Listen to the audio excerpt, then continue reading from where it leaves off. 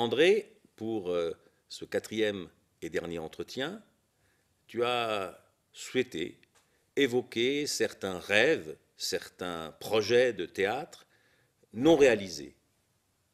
Est-ce que dans ton histoire concrète, c'est-à-dire dans les faits de ton histoire, tu pourrais en nommer quelques-uns? Oui, ça, si tu veux, en fait, d'une part, on peut en nommer, on va en nommer, mais en même temps, je me suis rendu compte, en réfléchissant autour de cette question, que ces projets qu'on a à un moment donné, ces fantasmes même, ces envies de travailler sur tel ou tel objet, on finit toujours par le faire, si c'est besoin, mais qu'on a peut-être à l'intérieur de ces projets des fulgurances qui tout d'un coup s'avèrent inutiles 2 mois plus tard et qu'on oublie. Donc il y a un double mouvement qui est assez intéressant. Il y a le mouvement qui va nous projeter vers le futur, et puis il y a un autre mouvement qui n'est peut-être pas tributaire de nous directement, mais qui nous permet d'être raisonnables quant à ces envies. C'est-à-dire, par raisonnable, j'entends, on raisonne que ces envies n'ont plus tellement d'intérêt.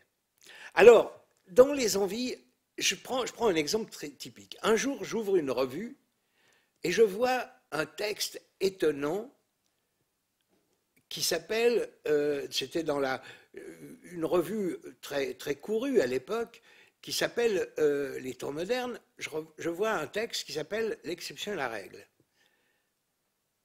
Ce texte, je me dis, il faut à tout prix qu'il soit réalisé.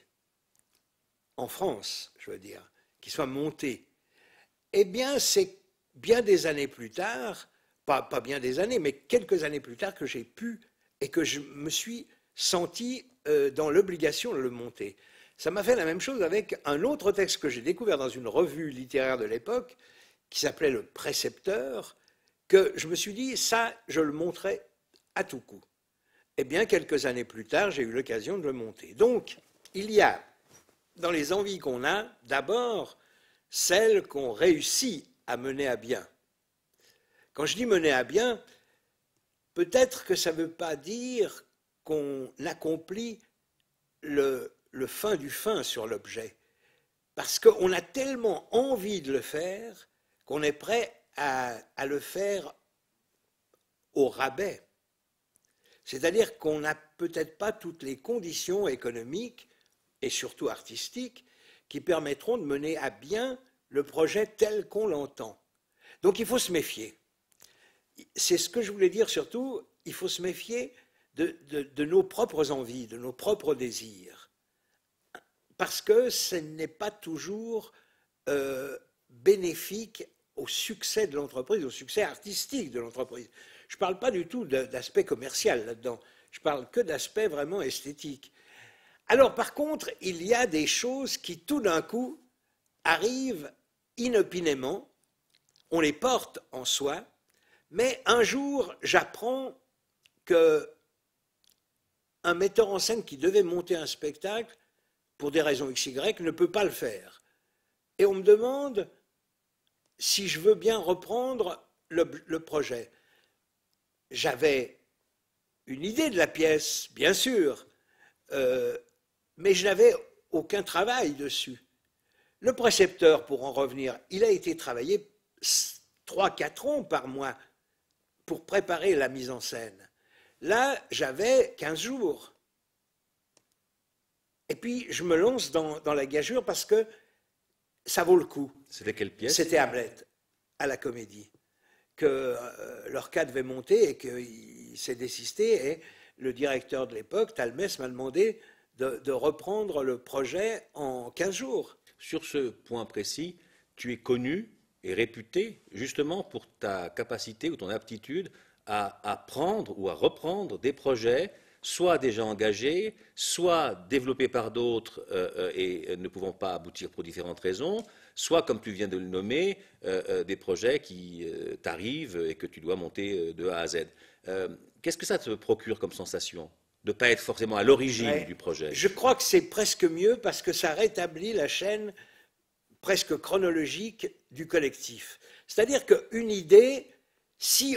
Moi, je dis toujours à un jeune comédien, élève, je lui dis, quand plus tard, dans quelques années, quand tu seras professionnel, tu as un copain qui vient te trouver, qui dit, j'ai un rôle pour toi, j'ai envie de monter telle pièce, j'ai une idée formidable sur la pièce. Il faut toujours lui dire, je veux bien travailler avec toi, mais reviens quand tu n'auras plus d'idée sur la pièce. Parce qu'à ce moment-là, on pourra peut-être monter la pièce.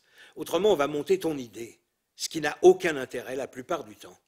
Sauf si tu écris toi-même cette idée, c'est-à-dire si tu mets la main au porte-plume. Pour bien se comprendre, tu dis ne pas avoir d'idées sur la pièce. En même temps, s'il y a quelqu'un qui a des idées, ou en tout cas une analyse, qui n'est pas forcément la même chose d'ailleurs, sur une pièce, c'est bien toi. Alors, quelle distinction tu fais entre avoir une idée sur une pièce et puis l'analyser dramaturgiquement? Alors, l'idée que je fais, c'est pour reprendre un mot célèbre à l'époque, 100 000 Vietnam.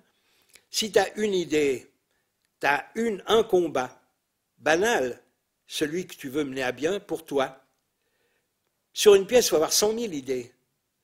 Si tu as 100 000 idées contradictoires, tu es obligé de penser à sélectionner ton choix.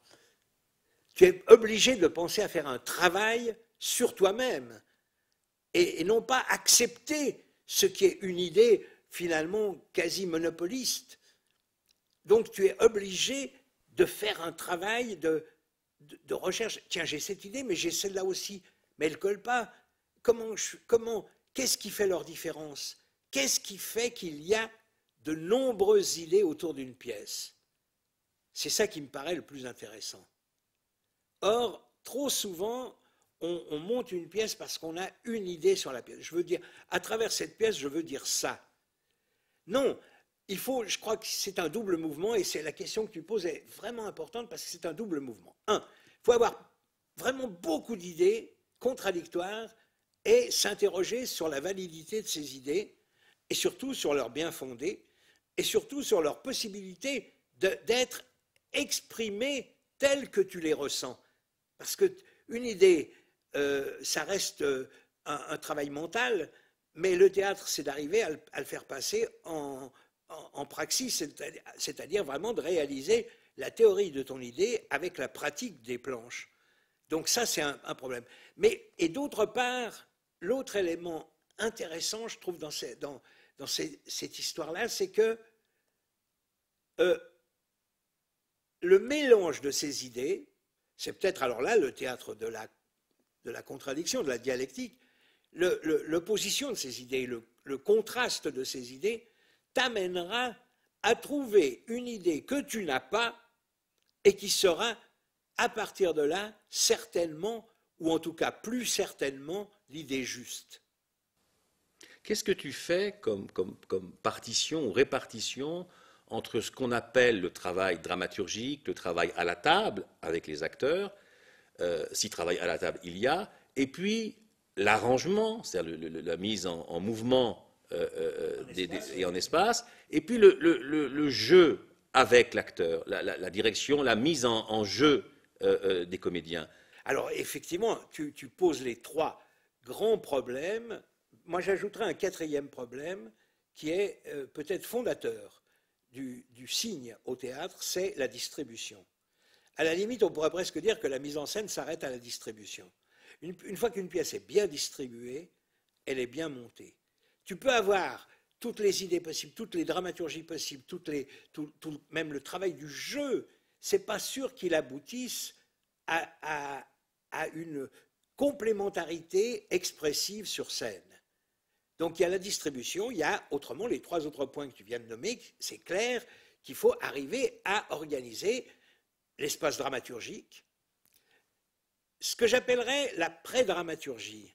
La pré-dramaturgie, c'est le travail analytique autour de la table, entre autres, pas toujours d'ailleurs, les méthodes diffèrent, ça dépend des pièces. Pour moi, je n'ai pas un système comme d'autres. C'est une accumulation d'idées systématiques, mais pas un système. C'est-à-dire qu'il y a des pièces qui réclament un long travail autour de la table, qui réclament peut-être même une mise en scène théorique autour de la table. Des fois, j'aime bien, j'explique carrément autour de la table où seront les personnages, comment ils seront confrontés. C'est-à-dire que sorte d'une bande non dessinée, mais qui serait une bande dessinée racontée. Et les comédiens le prennent, puis après, on essaye de voir à partir de là comment on démarre. Peut-être même qu'il y a des cas où, plus limite, une improvisation pourrait être, une improvisation de comédien pourrait être recommandée. Moi, je me méfie beaucoup de ça, parce que généralement, quand on improvise sans aucune directive, on improvise sur la doxa, je dirais même sur l'éthique qu'on a nous-mêmes comme comédiens. Et donc, ça n'amène jamais très loin. Bref. Mais en l'occurrence, il y a ça. Cette pré-dramaturgie, qui est la dramaturgie du sens, elle est importante. Mais il y a une deuxième dramaturgie, celle que tu mets autour de la question de l'arrangement, c'est-à-dire de la mise en espace, c'est la dramaturgie du signe. Ce que j'appelle, moi, la dramaturgie de production. C'est une dramaturgie qui consiste à dire, on a voulu dire ça quand on a travaillé sur le sens. Est-ce que les signes qu'on propose à la scène, physiquement, concrètement, sont ceux les plus aptes à rendre compte de ce projet? Ce n'est pas toujours le cas. Souvent, alors des fois, c'est heureux, ça crée une contradiction entre le sens et la forme. On pourrait dire Sinn und Form. Mais en l'occurrence, c'est autre chose qu'il faut articuler au premier temps. Et puis, le troisième espace que tu décris, qui est alors extrêmement important, c'est la question de la production du jeu et de la maîtrise expressive du jeu du comédien par lui-même. Alors là, c'est un travail qui est très complexe parce que, encore une fois, on part d'une idée fausse. On croit que le comédien, je l'ai déjà dit et il faut le redire, on croit que le comédien est un interprète, on croit que le metteur en scène est un interprète. Non, nous sommes des passeurs de signes. L'interprète, c'est le public. De même que quand tu lis un roman, ce n'est pas le typographe qui est l'interprète, c'est le lecteur. Donc, dans une logique de la réception, l'interprète, c'est celui qui prend les signes d'un objet artistique en l'occurrence, mais ça pourrait être d'autres objets, et qui les transforme en un savoir personnel et, si possible, collectif. Et cette question-là, elle est importante parce que des fois, le comédien a raison malgré lui et malgré toi. C'est-à-dire qu'il va produire un signe dans le jeu à quoi tu n'as pas pensé, auquel tu n'as pas du tout prêté au départ d'attention et qui finalement s'avère déterminant pour la compréhension des signes qui seront communiqués au public. Qu'est-ce que tu attends du comédien, du travail avec lui? Et est-ce que cette attente, ce désir, cette utopie a évolué, sans doute, depuis tes débuts? Ça a évolué forcément parce qu'il y a des strates. Mais alors au début, tu étais toi-même comédien.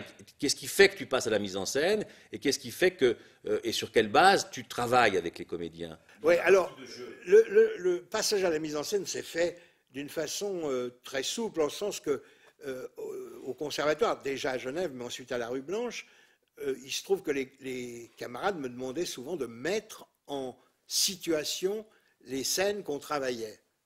Donc, il y avait une sorte de reconnaissance du fait que tu savais organiser l'espace des signes qu'est la scène, tu vois, et comment mettre les personnages dans telle situation. Donc en quelque sorte, tu as été choisi. Voilà, plutôt qu'opté. Voilà, c'est plutôt ça. D'ailleurs, à tel point que quand dans le Limousin, dans les années 50, je montais des pièces, je mettais en scène, mais je râlais. Parce qu'à l'époque, il n'y avait pas du tout... je râlais, je voulais jouer, moi. La mise en scène, c'est secondaire. C'est devenu maintenant un fait réifié, vraiment, et même surréifié de nos jours, à cause de, je dirais presque, à cause du capital symbolique que cela suppose, à cause de la notoriété, à cause du pouvoir. Mais c'est faux. Il est clair que, dans le théâtre, il y a une relation très simple. Il y a un auteur. Qu'il écrive un scénario pour une pantomime ou un texte très très écrit, c'est la même chose. C'est du texte. Il y a d'abord du texte, il y a d'abord de la pensée, qu'on le veuille ou non. Tu ne peux pas produire un spectacle, même le plus spontanéiste qui soit, théoriquement, sans qu'il y ait de la pensée. Il y a la pensée, même une improvisation d'un individu sur scène, tu lui dis, tu improvises, voilà, une femme attend un coup de téléphone, et qu'est-ce qu'elle fait? Ben, tu l'as dit, tu as déjà programmé une fable, tu as déjà programmé un texte. Il y a du texte partout. C'est faux de dire que le texte qu'il peut y avoir un théâtre sans texte. Simplement, le texte est avoué ou caché. C'est tout. Mais à partir de ce moment-là, premier temps, donc, il y a cette question-là de rendre compte d'un texte. Encore une fois, énoncé ou non. À partir de là, il faut trouver les signes, il faut trouver l'espace, il faut trouver ce qu'on appelle la scénographie qui permet d'écrire sur scène l'espace dans lequel ça va se dire, le temps, l'histoire, etc., etc. Mais il y a aussi la ludographie. La ludographie, c'est ce qu'on appelle la mise en scène. C'est-à-dire comment rendre dans l'espace, dans la graphie, dans l'écriture, le jeu. Ludographie. Et à partir de ce moment-là, cette question-là, elle va devenir vraiment fondamentale, c'est-à-dire qu'elle va être à la fois globalisée dans un projet, comme tu dis, tu l'as dit tout à l'heure, ton idée au départ n'est pas la même que ton idée maintenant sur le travail du jeu du comédien. Oui, c'est vrai, ça change. Il y a eu des transformations par des faits sociaux, par des faits historiques, par des faits politiques, etc., etc. C'est vrai qu'on change aussi par des faits d'apprentissage. Tu apprends des choses de quelqu'un d'autre. Il est clair que quand tu vois Strehler travailler ou quand tu vois tout d'un coup le Berliner, en répétition, tu changes ton fusil d'épaule. Tu changes, si tu veux, tu vas le diriger, en tout cas, tu vas diriger ton fusil ailleurs. Hein? Bon. Mais ce qu'il y a d'important, c'est de voir que tu as affaire, dans ce travail du collectif formidable qu'est le théâtre, tu as affaire à des individus. Mais ce ne sont pas les individus qui existent en soi, ce sont les individus qui existent à l'intérieur du collectif. Donc, ce qui est important, c'est de savoir comment tu fais travailler avec un comédien en tenant compte de son idiosyncrasie, de sa personnalité, de son conditionnement et tout, comment tu le fais travailler à côté d'un autre avec lequel tu dois travailler autrement. Parce qu'il offre d'autres caractères. Et pourtant, tous les deux doivent travailler dans un fond commun, c'est-à-dire la pièce, c'est-à-dire l'œuvre qu'on est chargé de représenter et que le public va interpréter selon le choix. J'ai un exemple typique. Un jour, un metteur en scène monte la pièce de Lenz, Les Soldats. Très belle pièce, sublime. Et c'est des soldats d'occupation dans la région de Lille, Armentières, donc, qui sont là, puis en garnison et qui s'emmerdent. Alors ils vont passer leur temps, notamment, je simplifie la pièce simplement pour comprendre l'exemple, ils vont draguer les jeunes filles du coin. Tu as affaire à 2-3 ans d'intervalle, tu as affaire à un metteur en scène hétérosexuel. Qu'est-ce que tu as sur scène? Tu as des vieux soldats germaniques, buveurs de bière, adipeux, etc., etc., et des superbes jeunes filles de la bourgeoisie de Lille et des environs. Et tu as un combat entre ce vieux soldat et ces jeunes filles, pur objet de contemplation d'une part, mais de tentation aussi d'autre part. Hein? Ce n'est pas pour rien que ça se passe à Lille, on pourrait dire que c'est l'île de la tentation.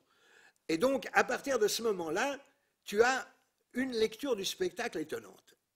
Quelque temps après, un metteur en scène d'obédience et homosexuel monte la pièce.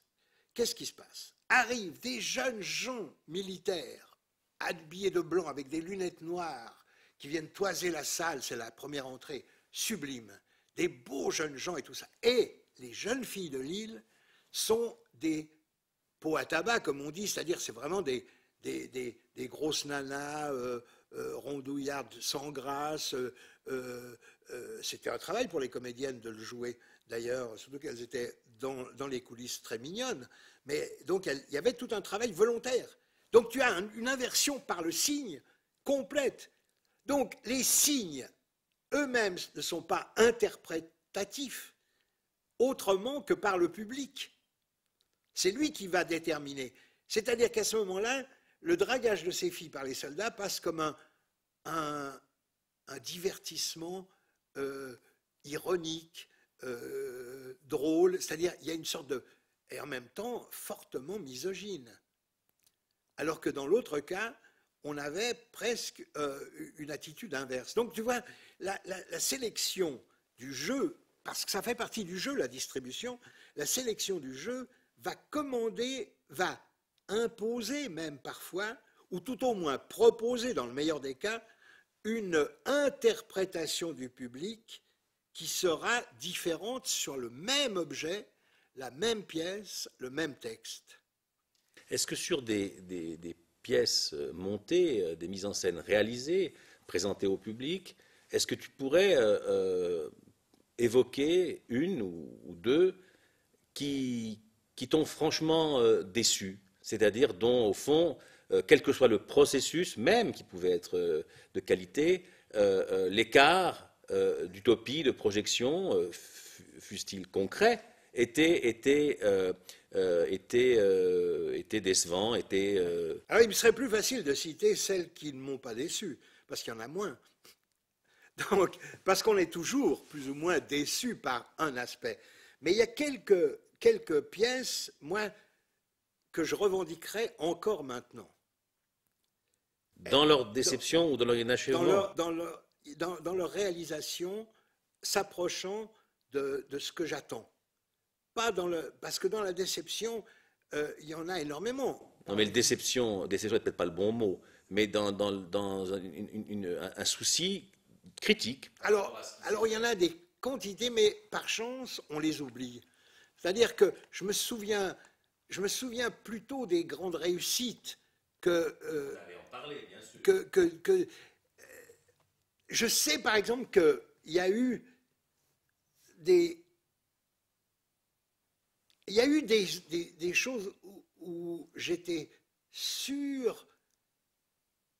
Écoute, hier, j'étais avec un jeune metteur en scène, enfin jeune, moins jeune, mais qui a été mon élève à Strasbourg, Jean-Paul Wenzel, et je lui racontais cette histoire un jour où je me trouve dans le bureau de l'administrateur de la Comédie Française, je montais Amour pour amour de Congreve, et c'était Antoine Vitesse, que je connais depuis la jeunesse, et on a une conversation un peu à bâton rompu, et tous les deux on tombe d'accord sur une chose, on se dit, finalement, les seuls spectacles qui ne nous ont pas déçus, qui nous paraissent les plus réussis, sont les travaux d'élèves. Et nous sommes tombés d'accord là-dessus. Pourquoi? Parce que cette problématique à quoi tu fais allusion, c'est-à-dire le déceptif, est au contraire ce qui paraît être l'incontournable, est réuni chaque fois dans le même objet. Et en plus, il n'est pas sanctionné par par la domination extérieure des points de vue, c'est-à-dire par exemple par la critique, par la fréquentation publique, par tout ce qui constitue cet arsenal d'estimation faux qu'on a de nos jours. Mais ce qui est intéressant, c'est que j'avais observé que certains des spectacles, comme le Misanthrope, monté à la Comédie de Genève à la fin des années de Richard Vachou, qui avait été un très grand succès public, un très grand succès critique, ou d'autres spectacles qui ont eu ce bonheur, il peut sembler que ce n'est pas ceux que tu retiens. Mais alors, est-ce que c'est du masochisme ou est-ce que c'est... Si. Donc tu les retiens autrement. En tout cas, le Misanthrope, je le retiens parce qu'il y avait une lecture nouvelle de la pièce. Ce que Pierre Dux et Richard Fontana, qui sont venus le voir quand on l'a joué à Vidi, me disaient c'est peut-être la version la plus réussie du Misanthrope, mais on n'oserait pas la monter telle qu'à la Comédie Française. Et ça, je trouve que c'est assez juste. C'est-à-dire que... Alors voilà, pour reprendre ça, il y a quelques spectacles qui sont incontournables. Des fois des grands, des fois des petits, peu importe.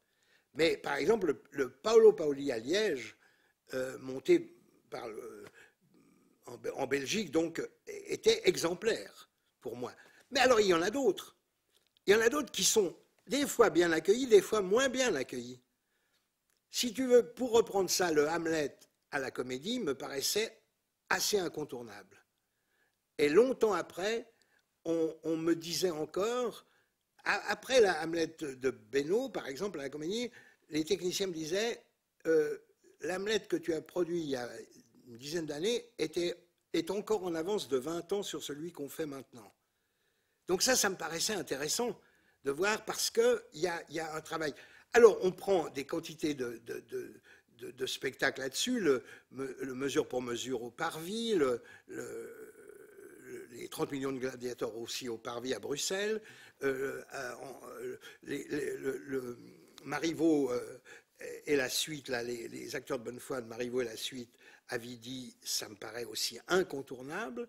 Il y a Travestis de Stoppard, il y a, et chaque fois d'ailleurs, il faut signaler que ces spectacles sont faits sur une entente totale entre au moins l'organisme de production, c'est-à-dire scénographe, que ce soit, en l'occurrence, puisqu'on cite des spectacles différents, que ce soit avec Roland Deville, que ce soit avec Claude Lemaire, que ce soit avec Alliot comme les Anabaptistes, que ce soit avec Accard comme les derniers de Gorky, que ce soit avec Lina Richthofen, avec l'alchimiste de Ben Jonson au Théâtre de Bourgogne il y a très longtemps.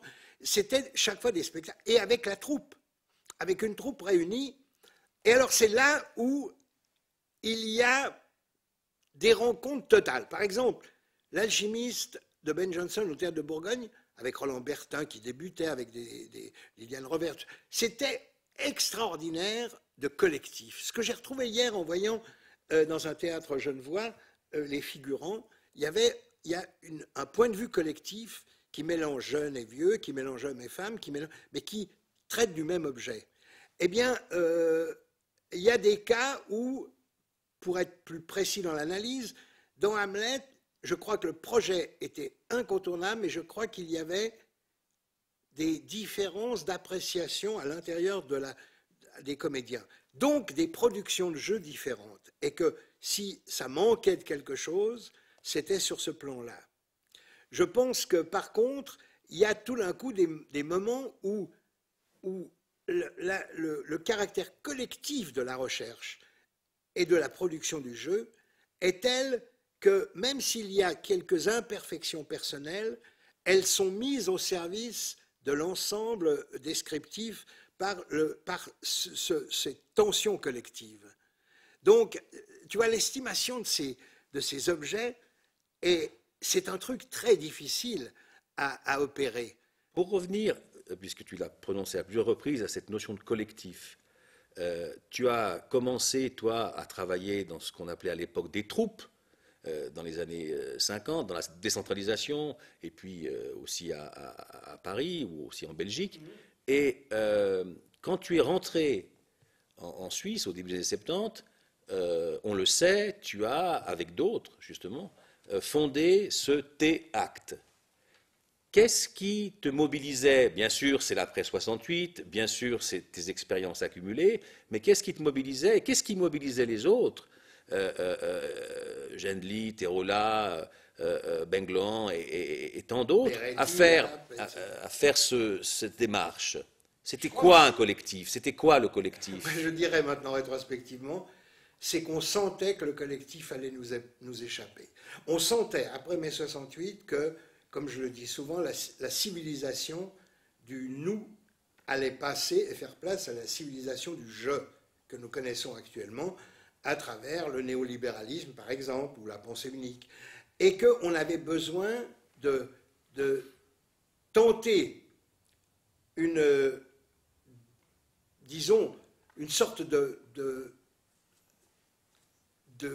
combat d'arrière-garde ou d'avant-garde, peu importe, mais pour maintenir l'idée que que ce théâtre est d'abord un théâtre collectif. Et il est clair que si on en fait le calendrier après coup, on s'aperçoit qu'à partir de ce moment-là, contre le théâtre et cette tentative de collectivisation, il y a eu de plus en plus de spectacles monologues.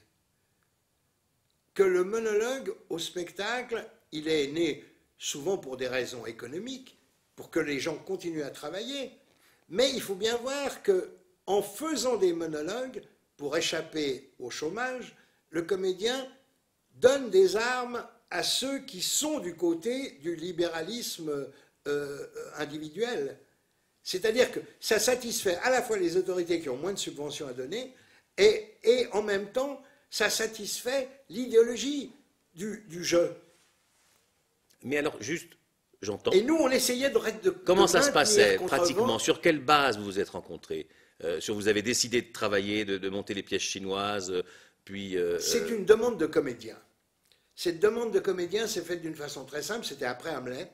On avait travaillé Hamlet, et puis à l'époque ou à ce moment-là, tout en montant Hamlet, on a en une semaine sauvé un spectacle aux poches. C'était Alice au Pays des Merveilles, qu'on a refait avec Roland Deville, avec Gindely, et des comédiens qui étaient dans Alice.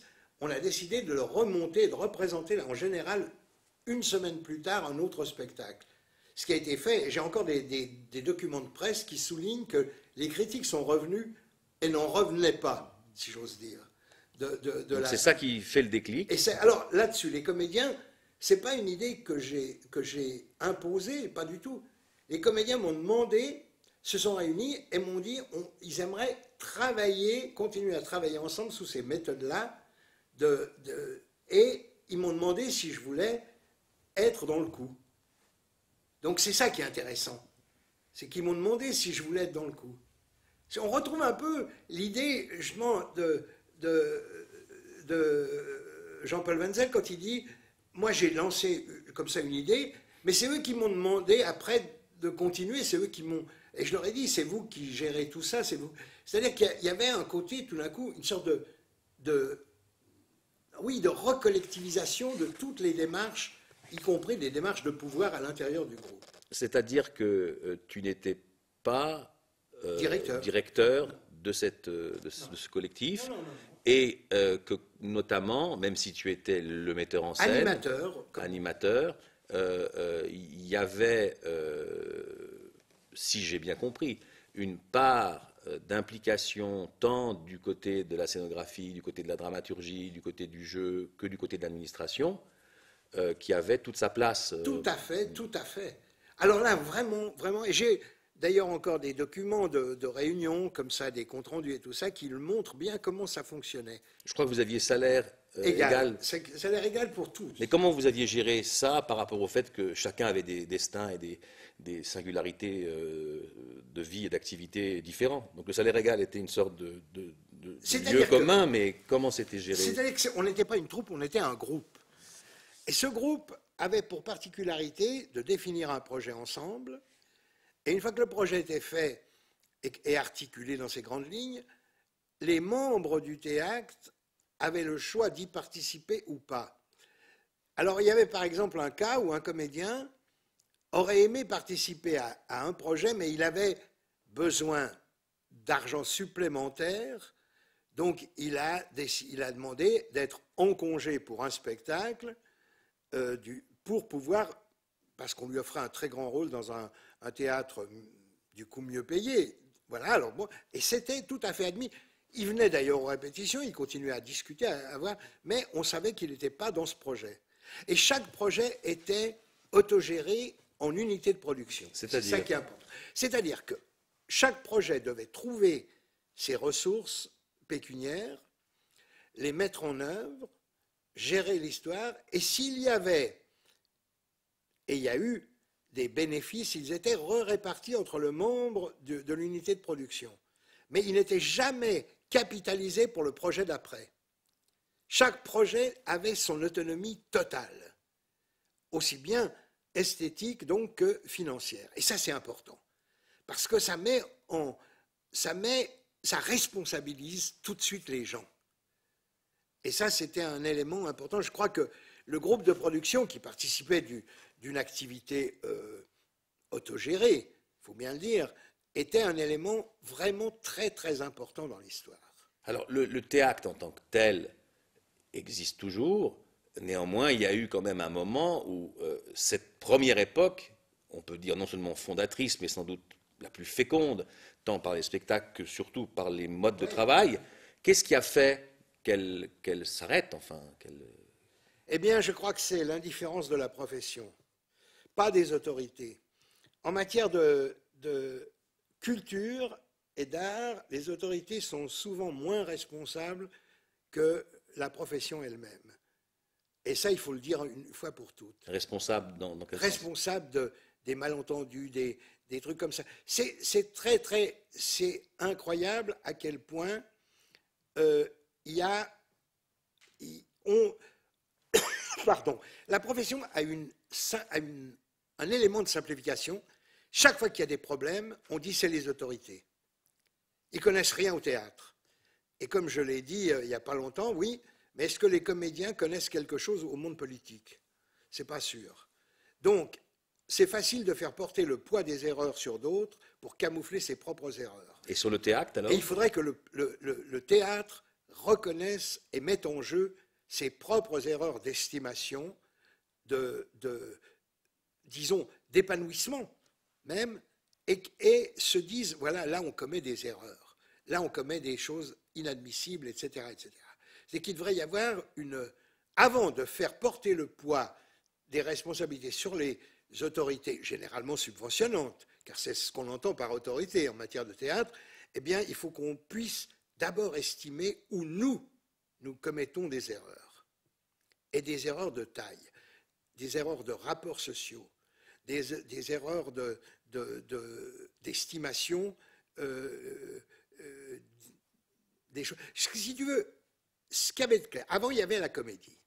Un beau jour, un théâtre s'est opposé à la comédie à Genève, pour prendre le cas de Genève, le théâtre de poche, dont j'ai fait partie de la création. D'ailleurs, la putain respectueuse dans la mise en scène de Jiquel. Et c'était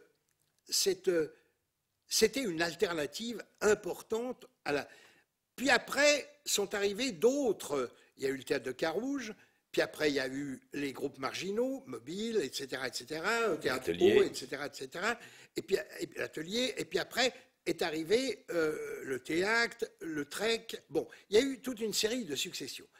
Ce qu'il y a de nouveau dans le théâtre dit indépendant, mot absolument faux, on devrait dire le théâtre le plus dépendant, car il dépend, lui, des subventions au coup par coup et non pas à l'année. Donc ce n'est pas un théâtre indépendant, c'est un théâtre qui dépend. Il dépend de quoi? Il dépend du bon vouloir de lui-même, car il spécule que ce théâtre dit indépendant pourra entrer complètement dans l'institution, et donc il en vient à faire des spectacles plus institutionnels que le théâtre institutionnalisé. Échappent à ça quelques troupes seulement, ou quelques embryons de troupes en Suisse, deux, trois par-ci par-là. Mais généralement, on trouve plus de productions nouvelles dans l'institution au jour d'aujourd'hui que dans la contre-institution.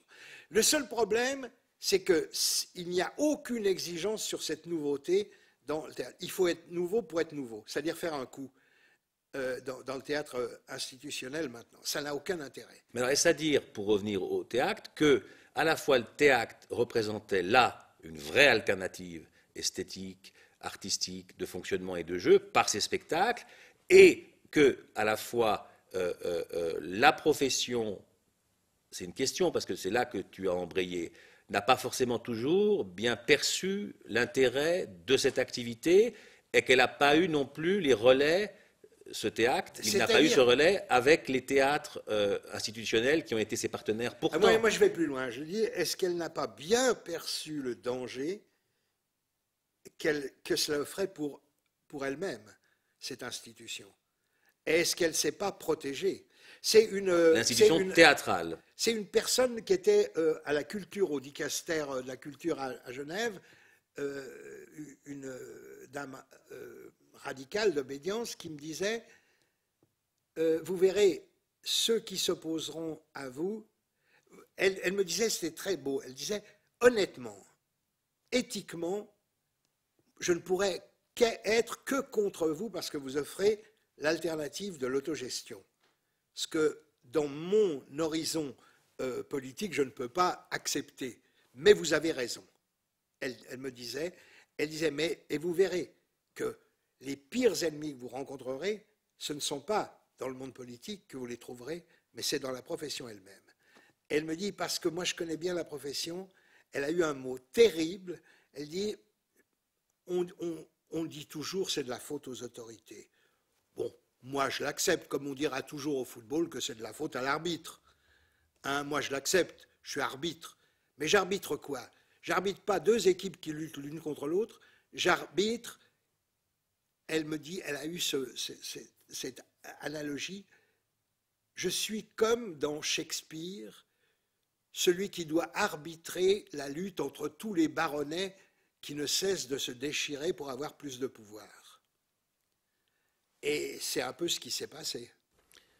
Donc, tu parles de pouvoir, tu parles d'autorité, tu parles d'artistes, d'institutions théâtrales, et pour revenir au fond à l'intitulé de cet entretien, il y a une chose qui frappe lorsqu'on parcourt ton trajet, c'est que tu as été associé à des directions très activement, en Lorraine, au TNS, à Strasbourg, au Parvis. Tu as fondé à tes débuts avec d'autres le centre dramatique le Comédie du Centre-Ouest. Comédie du Centre-Ouest. Dans le Limousin. Et au fond, la question du pouvoir, la question de la direction d'un théâtre, d'un lieu, selon des formes à déterminer, et ce n'est pas indifférent, bien sûr, ces formes, comment tu l'as éprouvé? Parce que de l'extérieur, on peut penser que tu es souvent passé à côté, passé à travers, pardonne-moi l'expression, qu'on ne sait pas bien si c'est volontaire ou involontaire, qu'on ne sait pas bien si, au fond, ça t'arrange, ça te convient, ou si finalement ça a pu t'embêter à l'époque ou encore aujourd'hui. De quoi il Pourtant que je ne sais pas très bien moi-même, et que je compte beaucoup sur cet entretien pour que tu m'éclaires. Non, je pense qu'il y a un peu de tout ça. Il y a un peu de tout ça, mais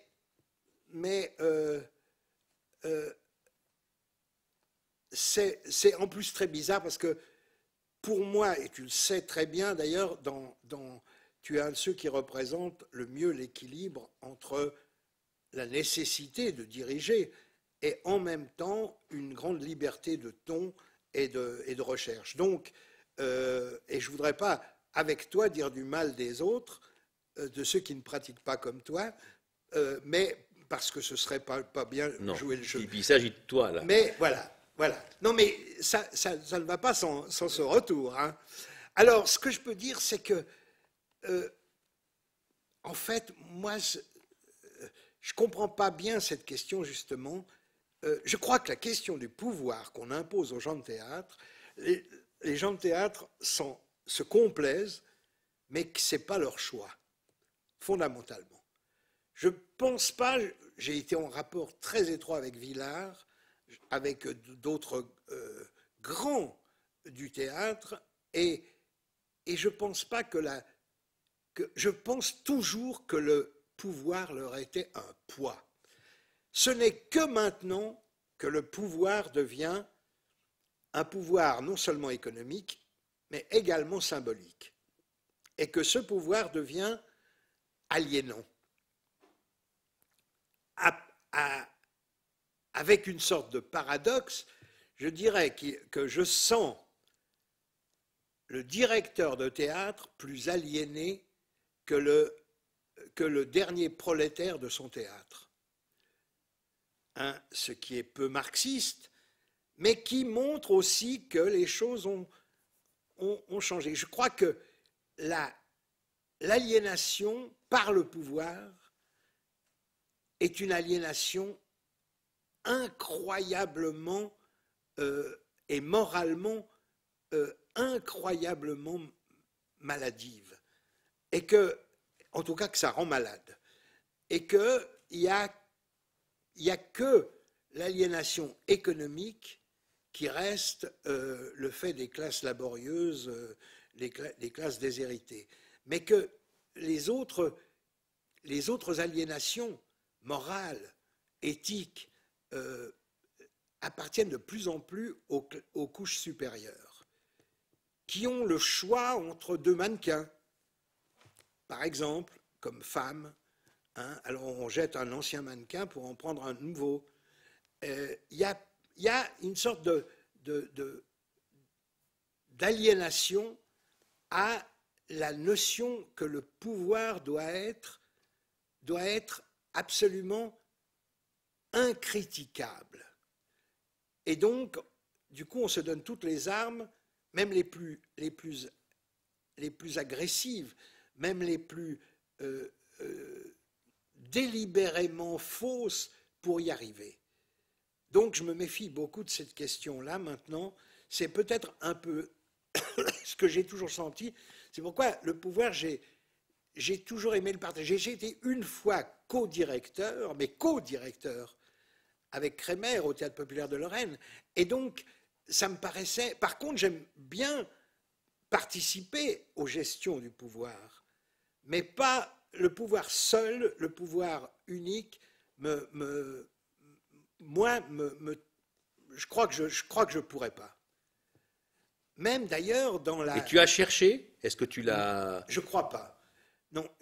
À certains moments, on a tourné autour de cette idée de proposer. Quand j'ai accepté, par exemple, une fois j'ai postulé à Genève pour un théâtre, et j'ai dit oui, à condition que, en tant que directeur, je ne fasse plus de mise en scène, que je ne sois pas requis à faire des mises en scène dans ce théâtre. Je crois qu'un directeur de théâtre n'a pas le droit de faire de mise en scène dans le théâtre qu'il dirige. Ça ne l'empêche pas de faire des mises en scène ailleurs, mais pas dans le théâtre qu'il dirige. Parce qu'il se donne la part belle. Parce qu'il y a tout d'un coup quelque chose de faux. Quelque chose de... Je crois que ce serait formidable d'avoir un directeur qui soit non pas un administratif, non pas un intendant, mais un directeur artistique réel, mais qui fasse porter tout le poids de sa création dans la direction d'un théâtre. En fait, quand tu dis ça m'intéresse pas le pouvoir en soi, le pouvoir seul, ça m'intéresse en revanche d'être associé à la gestion et à la question du pouvoir. Tu as la réputation d'être imprévisible et très contradictoire, très turbulent par rapport à cette gestion quand tu y es associé. Est-ce que tu en as vraiment conscience? Est-ce que c'est délibéré d'adopter souvent des contre-pieds? J'ai une anecdote là-dessus. On est en 67 et un directeur d'un théâtre en France me demande, dans un petit entretien qu'on a ensemble dans un resto, me demande si j'accepte de venir permanent dans son théâtre et de faire partie du comité directif de ce théâtre. Je venais d'être co-directeur à Metz et je dis bon d'accord, ouais, parce que c'est un théâtre qui me plaît, il y a une école, il y a des choses à faire, je travaille déjà dans ce théâtre, j'ai mis en scène, j'enseigne, donc je suis d'accord. Bon d'accord, alors je quitte Kremer, on a un parfait accord, et j'entre là. Et l'engagement que prend ce directeur, c'est de me dire, je veux t'engager pour que tu chamboules les choses, pour que tout change, pour que tout explose, parce qu'on vit dans le confort il ne se passe rien. Alors j'accepte. J'ai un contrat moral, c'est de semer, comme il l'a dit lui-même, semer la merde, pour essayer de réactiver les choses. Il faut croire que ça marche. Il y a mai 68 qui vient conclure tout ça à l'intérieur de ce petit microcosme du théâtre. Et puis, après, il y a le retour de bâton. Et là, des forces qu'on pourrait qualifier de réactionnaires insistent beaucoup pour que je sois mis en accusation d'avoir semé le trouble. là, je dis, c'est formidable. Je suis arrivé à remplir mon contrat.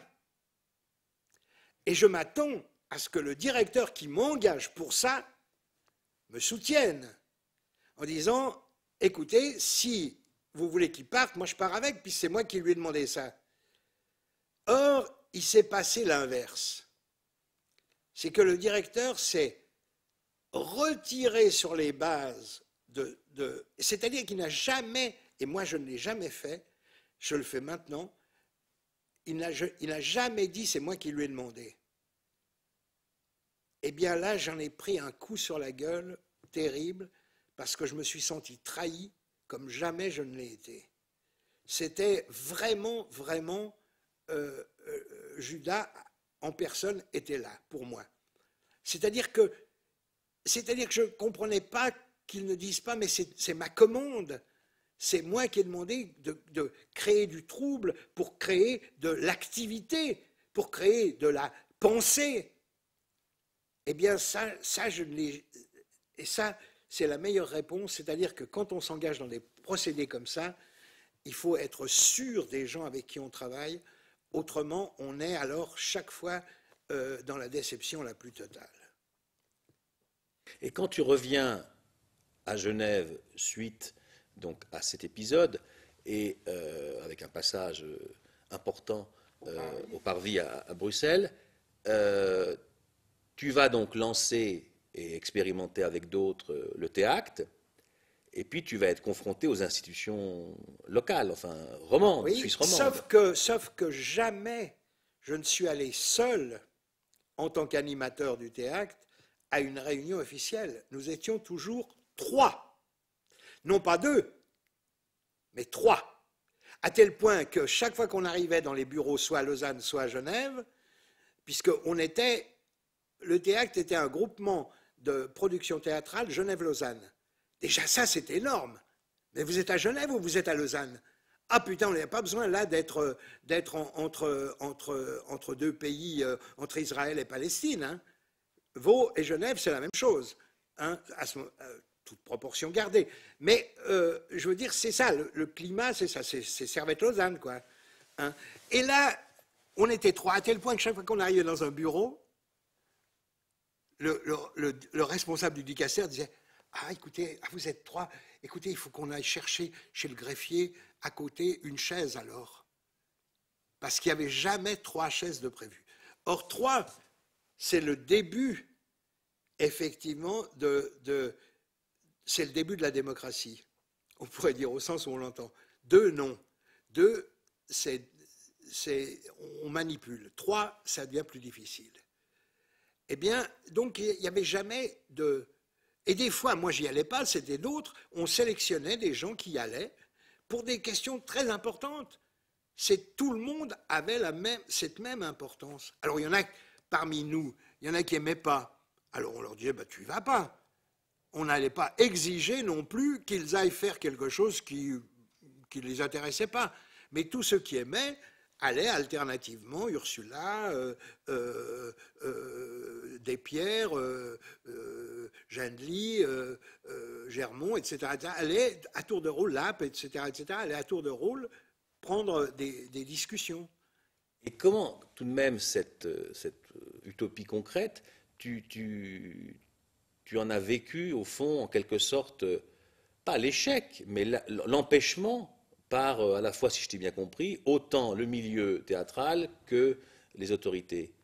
Comment tu as recyclé Je pourrais historiquement le dater quand on a fait les querelles intestines en Avignon, où on a été le premier groupe suisse officiellement invité au Festival d'Avignon, bien avant d'autres qui s'en sont targués après. Mais ça, on oublie toujours que le théâtre a été en avance sur beaucoup de choses, sur les festivals internationaux. On a fait Liège, on a fait Angers, on a fait les Nuits de Bourgogne, on a fait... et ça, y compris la presse, personne n'en a jamais parlé. Parce qu'on présentait une alternative dangereuse à cause de l'autogestion. Je l'explique, moi, politiquement. C'est tout. Et quand on a monté les querelles intestines, très beau texte de Ben Glohan et de Beretti qu'on a fait en Avignon, en cellule de création, on on a présenté 1 heure de spectacle à la fin de ce mois de répétition devant le public. Et on s'est dit, en rentrant, ça va être gagné, parce que c'était un tel accueil, y compris les gens de la profession qui étaient venus le voir. Et on s'est dit, et puis, il y a eu un désintérêt total des instances de diffusion, des théâtres de diffusion. Personne n'a voulu se risquer dans cette histoire.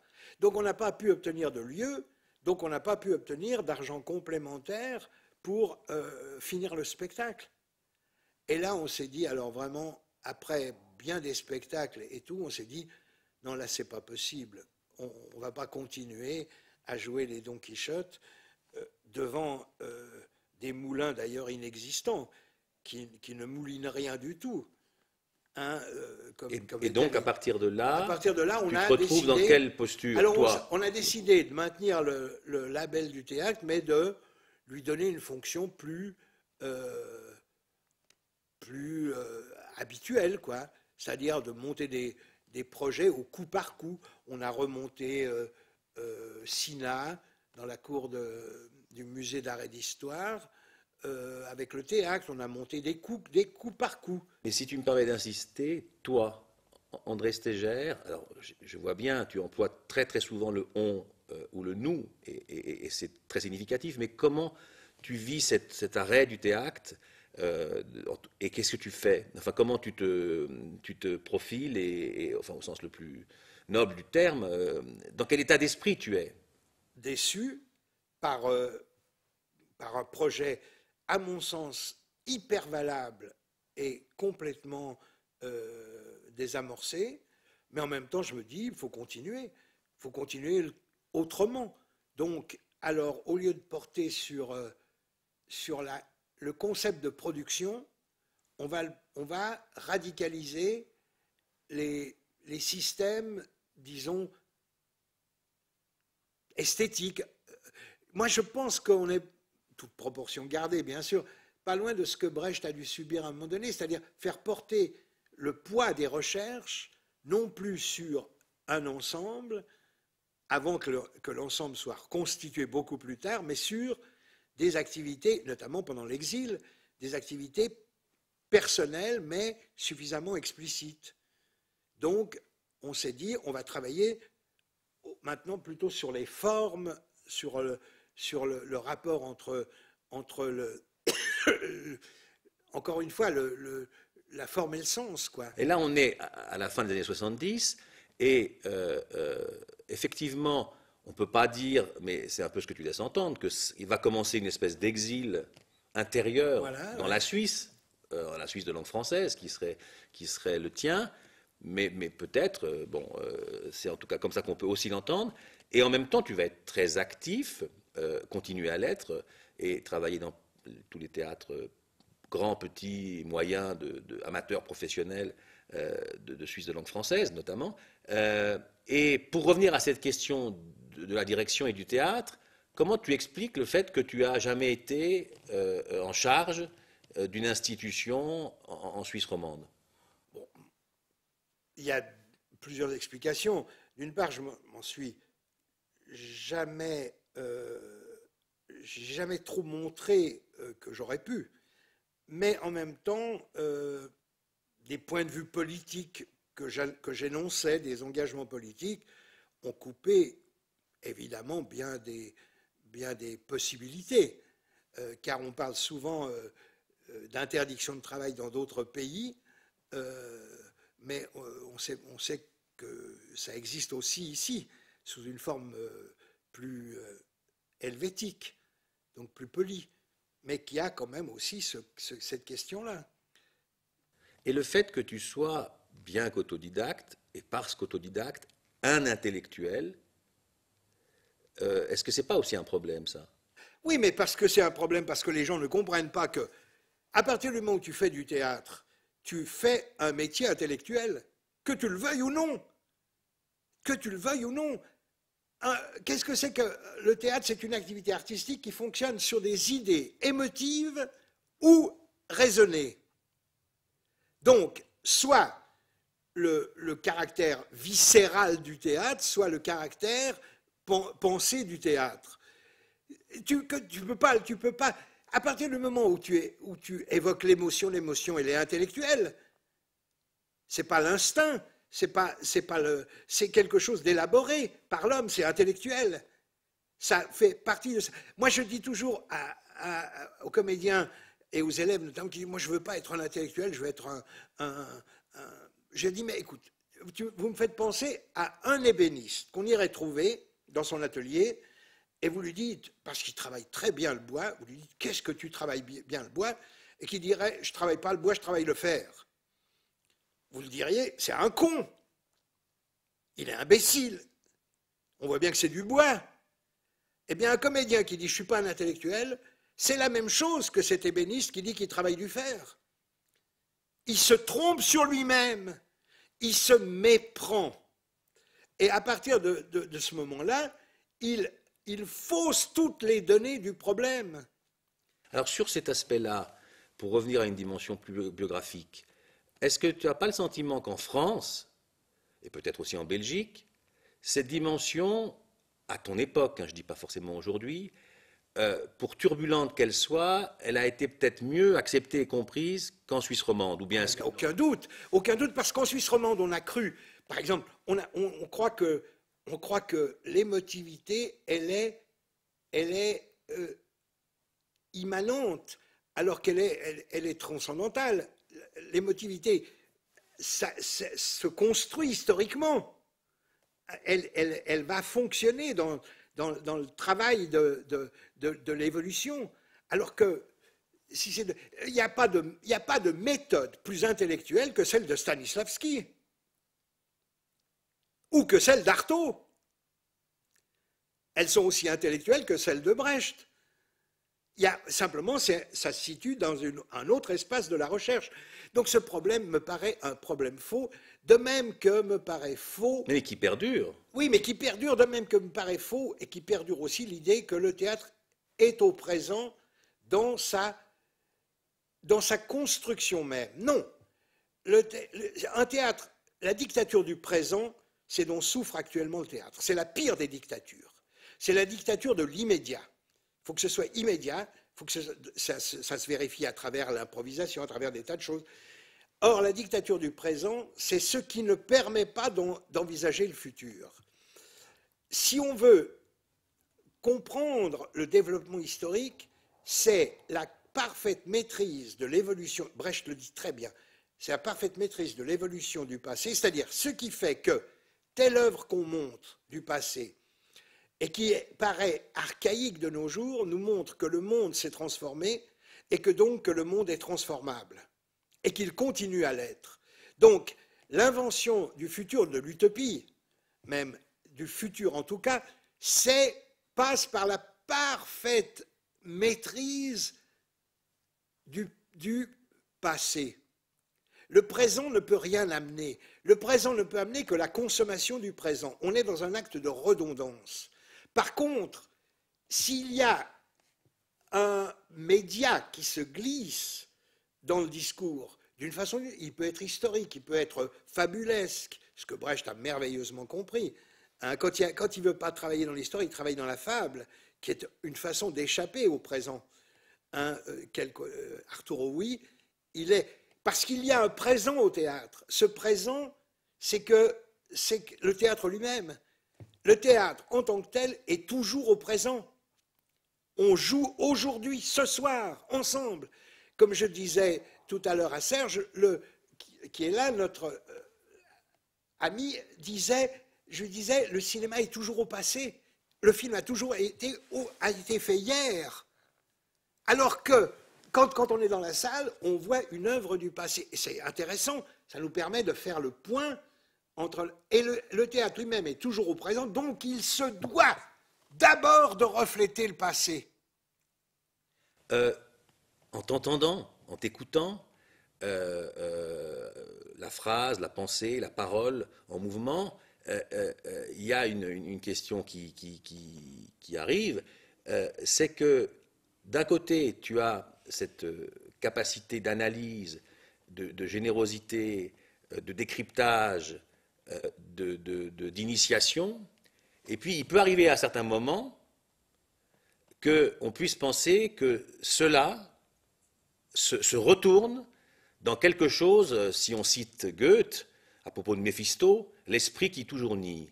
C'est-à-dire qu'il y a aussi, mais c'est sans doute concomitant, ou en tout cas articulé, et c'est cette deuxième partie, si tu me le permets, que j'aimerais un tout petit peu que tu évoques, tu peux apparaître parfois comme, à travers ton discours, à travers tes prises de parole, très dur, destructeur, malgré toi, peut-être des fois autodestructeur, d'ailleurs, in fine.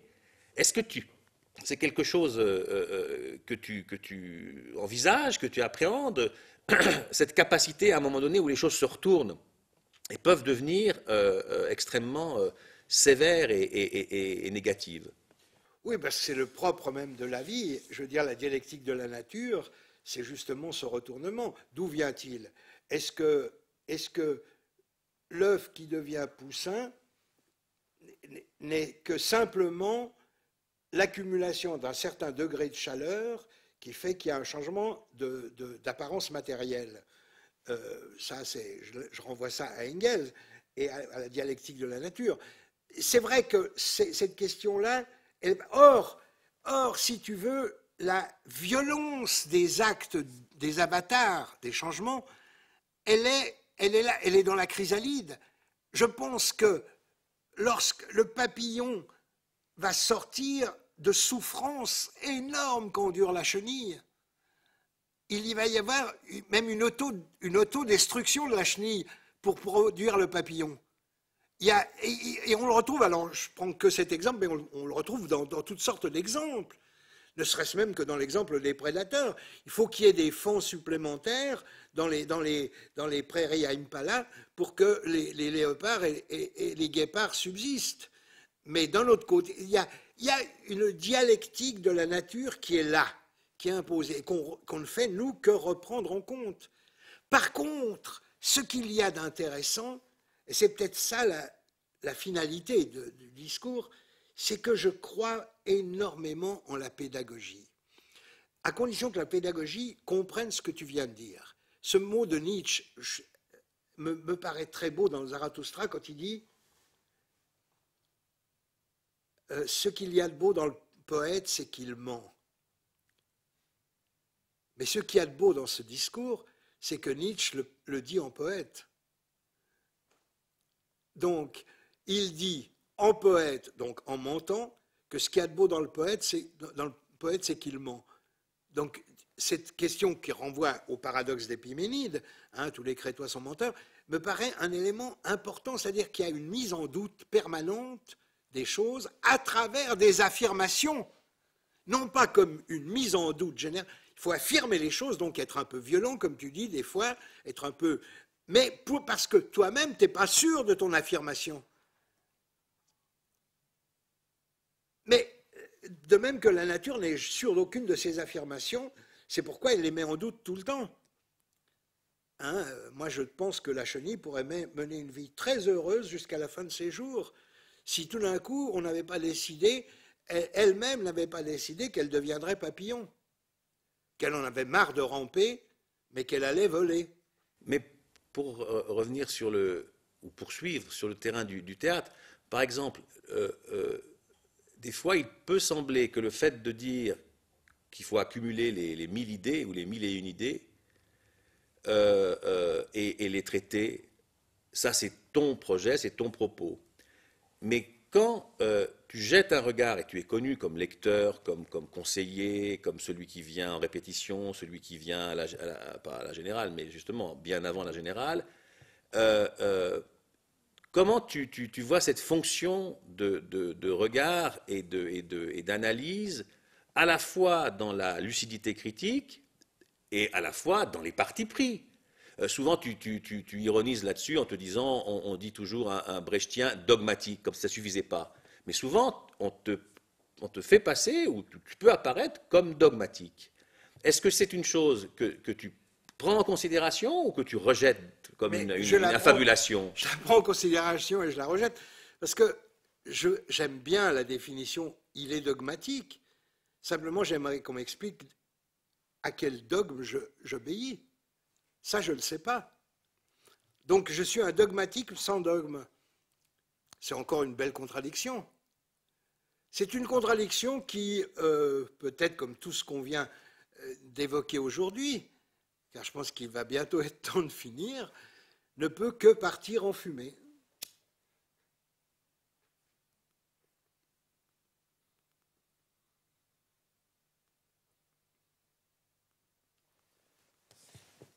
Merci.